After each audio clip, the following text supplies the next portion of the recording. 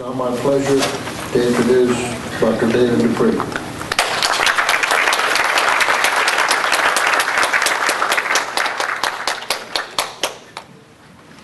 Good morning, everybody. Well, this is incredible to see all you people out here really kind of trying to take charge of your condition and be proactive, and I see a lot of people I recognize. I think I'll have to put my patients up against Michael's patients on who's the best educated. But it's, you know, I really hand it to you guys to come out early and stay long and try to learn about this disorder because, hey Wes, good to see all of you. Because this is how we're going to change it. And I think this meeting, and really Mr. Hoffheimer here, this is what he does when he's retired. And this is the doctor working with an attorney, and that can happen, as we can see. So, you know, he put this meeting together. This is the first one in the area. The first one, period. And it's all about you. It's about patient education. It's about us taking some time to get back to you and really helping you understand what your condition is. Because, you know, so many times we're in and out of a room before we really explain things to you. So this is us slowing down a little bit, if that's possible for Michael. You know, there's a big difference between somebody that talks a lot and somebody that has a lot to say. Michael has a lot to say. There's a lot in that brain of his. I had the pleasure to be in Boston, and his father, literally, to me, that is the center of modern retina. A lot of the things that they worked on through their entire career. And Dr. Tolentino, Mrs. Tolentino, otherwise known as the Better Three Quarters, you know, produced Michael, is one of the top researchers in this area, and he's brought a research center to Lakeland that's absolutely phenomenal, and with some of his cohorts has done a great job for our area. I look at it as kind of the Moffitt of retina over there now, what they got going, so we're lucky to have them. I'm going to talk about the exciting area of the eye exam, which is something we put you guys through on a routine basis. We you know, basically dilate you and blur you up and flash bright lights in your eyes, and I want you to understand why we're doing that.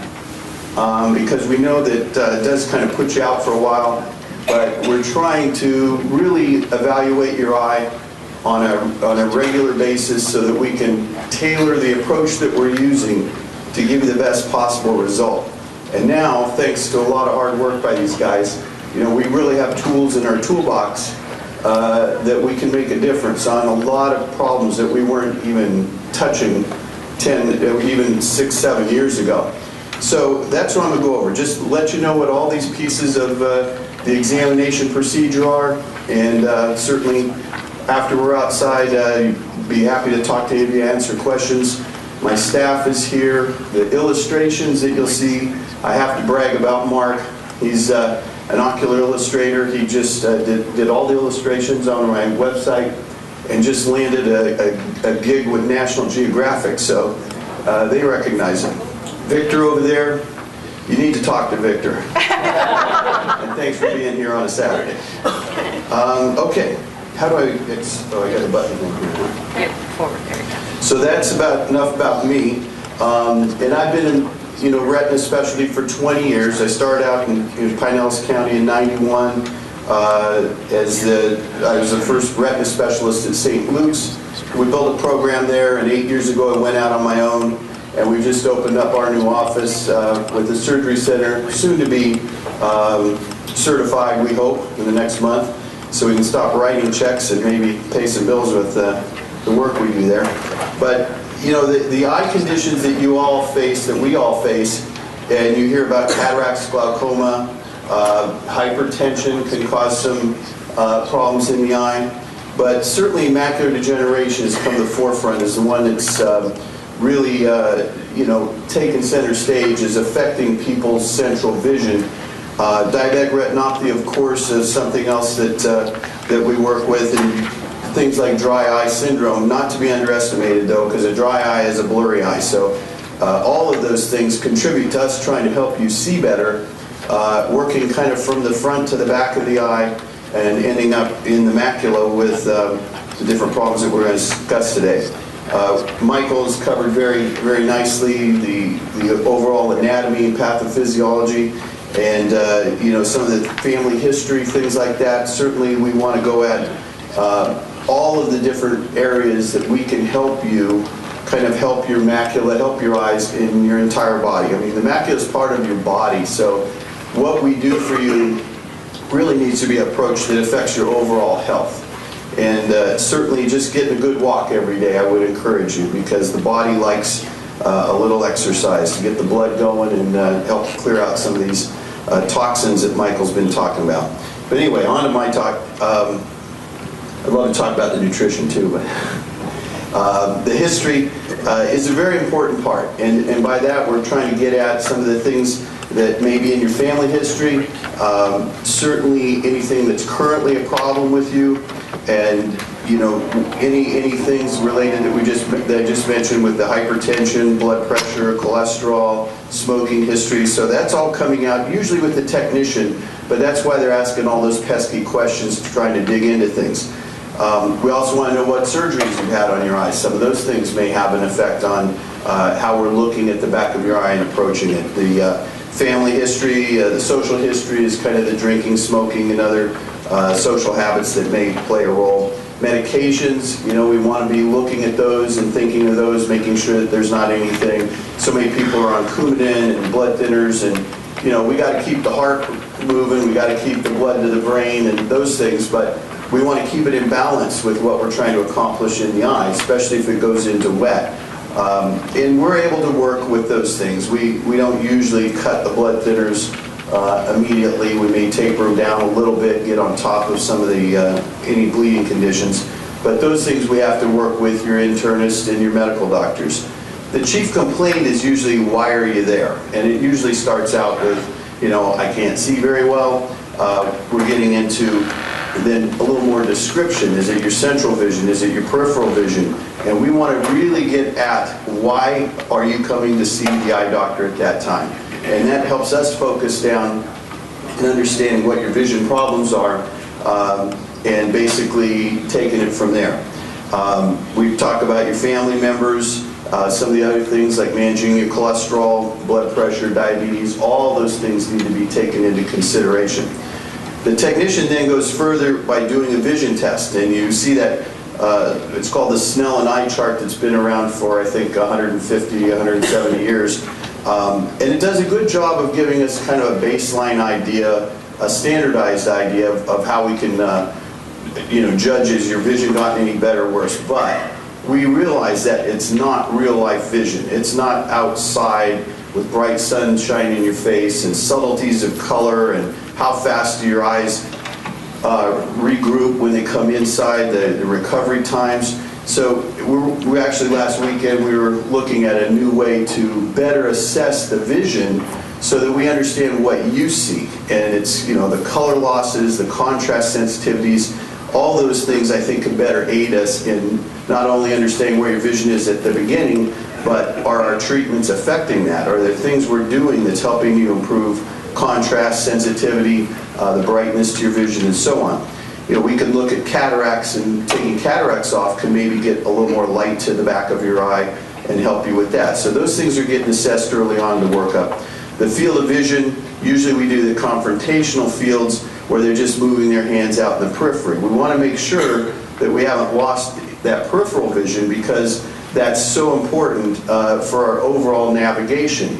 If you look at somebody that's lost all of their peripheral vision and is down to very tubular central vision, they often have, you know, a cane and have a very difficult time ambulating down the hallway. Somebody that loses their central vision, though, they're getting up, they're walking down the stairs, they're taking a walk, they go out, they can find their car, they just may not drive, they may not recognize people across a room. And so we're trying to put that all together. As Michael said, glaucoma is something we have to really be aggressive with, because we have to protect that peripheral vision in the macular patients, because that's very functional vision. It's underrated vision, actually. It's extremely important to just how we ambulate and get around. So anything that we can do of being aggressive with glaucoma has to really come up very early on in our exam.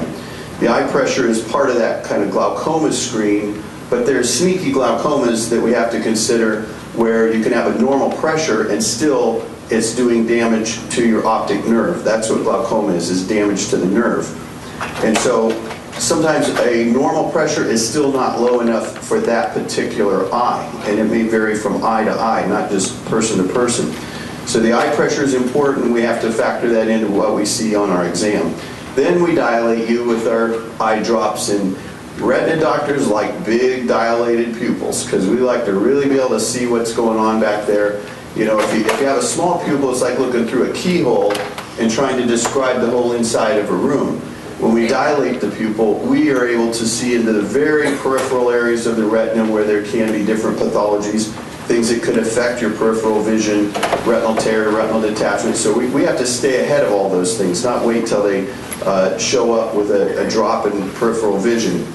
You know, always bring your sunglasses. We prefer if somebody drove you home because your distance vision usually is okay, but glare plays a factor, and you have to kind of know your own. We don't not allow you to drive yourself home, but you really, really have to, if you're too uncomfortable with it.